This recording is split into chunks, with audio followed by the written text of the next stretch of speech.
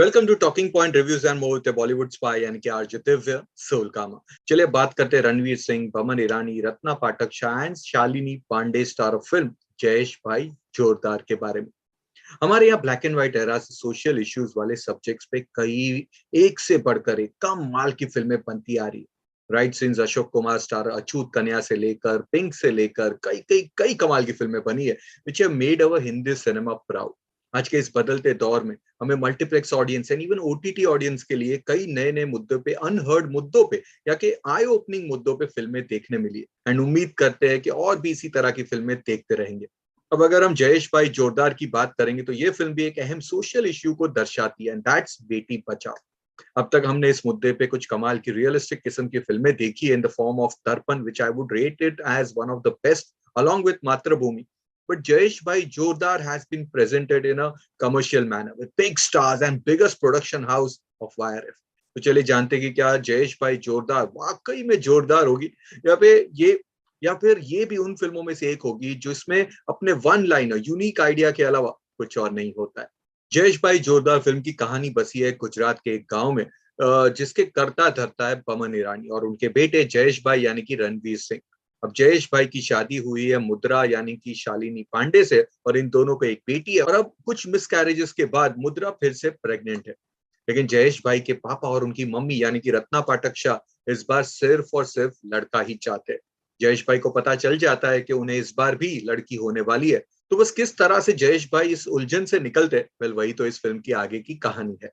अब कहानी वाइज तो फिल्म के ट्रेलर में सब कुछ दिखा दिया है और फिल्म में मोर और लेस उसके आसपास ही सब कुछ है, ज्यादा कुछ और नहीं है in terms of story line.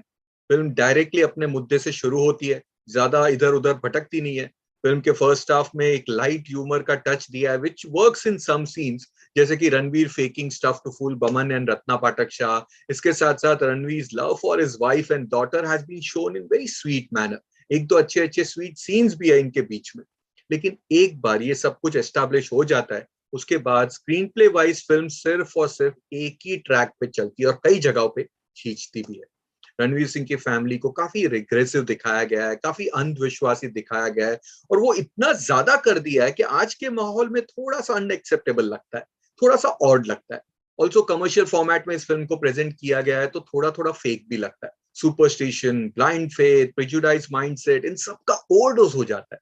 Still thanks to Ranveer Singh कुछ अच्छे सीन्स है जैसे कि एंटायर एस्केपिंग वाला ट्रैक या कि रणवीर की सिस्टर वाला track, Ranveer trying to save his wife followed by his outburst over not able to give a boy. ये सब सीन्स विद लाइट ह्यूमर अच्छे हैं पर इससे ज्यादा कुछ और नहीं है। सेकेंड हाफ तो keeps revolving around and keeps going on and on and on.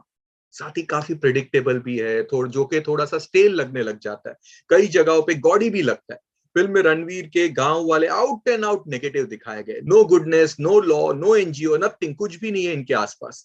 Film में पुनीत साथ जो कि एक हरियाणवी है, उन्हें और उनके साथियों को अच्छे वे में दर्शाया गया है, गुड मैसेज कि कैसे इन्होंने भी फीमेल चाइल्ड को एक्सेप्ट नहीं किया था और आज उनके वहां लड़कियों की संख्या जो है बहुत कम हो गई है, ऑलमोस्ट ना के बराबर हो गई है, जिसके लिए वो सब अब सुधर गए। ये बहुत अच्छा है, बहुत अच्छी तरह से उस मैसेज को दिया भी गया है। बट फिल्म में उन्हें कुछ ज्यादा ही अच्छा दिखाया दिया है, ज्यादा ही सुपर हीरो वे में दिखाया दिया है।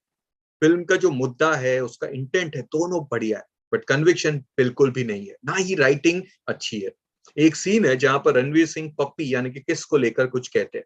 अगेन इस ट्रैक का भी जो पूरा मीनिंग है वो वाकई में लाजवाब है बट उसका जो प्लेसमेंट है वो बहुत ही रॉन्ग है, जिसके बाद जब भी पप्पी का जिक्र होता है तो सीन्स फॉल फ्लैट।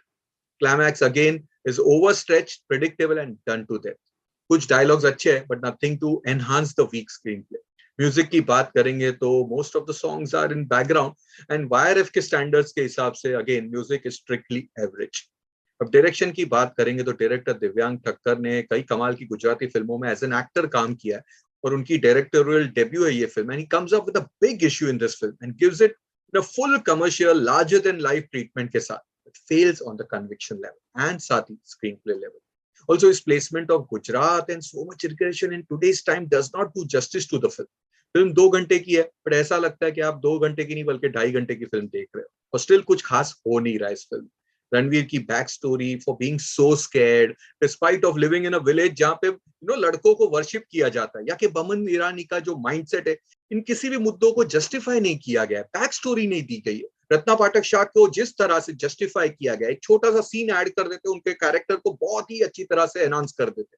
अगर वही चीज रणवीर एंड बमन के साथ भी करते ना, तो शायद ये एक अलग फिल्म बन जाती और बहुत ही बेहतरीन फिल्म बनती। परफॉर्मेंसेस की बात करेंगे तो फिल्म में भले स्क्रीन प्ले वीक है, कैरेक्टर्स हाफ बेक्ड है, बट एक्टिंग सबने अच्छी की है।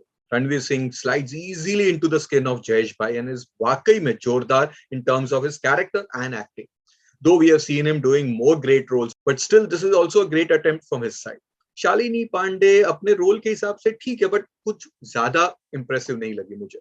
Boman Irani and Ratna Pathak Shah superb in their roles and characters. इनके साथ साथ Jiya Vaidya, who plays Ranveer's daughter in the film, is outstanding. वहीं पुनीत इसार थोड़े से कार्टूनिश लगे। So on an overall basis पे जयेश भाई जोरदार in terms of acting of its lead actors, but is bordar in terms of screenplay and predictable storyline. A very good opportunity is wasted. Also film को लेकर awareness बिल्कुल भी नहीं है, promotions बहुत ही वीक है, जिसके बनते मैं इस फिल्म को 1.5 टू मैक्सिमम 2 स्टार्स की रेटिंग्स दे सकता हूँ। So all you Ranveer Singh, Shalini के fans, do watch this movie और देखकर हमें बताइए कैसी लगी है फिल्म। मिलते हैं जल्द एक और हिंदी फिल्म के रिव्यू के साथ, only on talking point reviews and Mohit Bollywood spy, यानी कि आरजे दिव्य सोल कामा।